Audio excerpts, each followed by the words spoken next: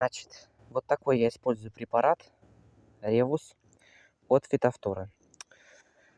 Разводим его, ну, в 5 литрах можно 5-6 миллилитров, на упаковке 3 миллилитра. И, то есть, 2, получается, таких пачки, 2 штуки.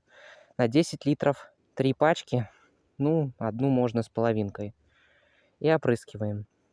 По листу надо попадать и на плоды, и на стебель, и, конечно же, на листья, потому что на листьях больше всего ее. Срок ожидания у нее 5 дней, то есть это то время, сколько нельзя есть томаты, ну, культуру, которую вы обработали. Ну, картошка и томаты – это 5 дней срок ожидания. И кратность обработок, то есть это максимально, сколько можно раз обработать эту культуру. 4 раза. Вот этой химией. Мендипропамид. Сейчас будем пробовать обрабатывать от Фитофторы томаты.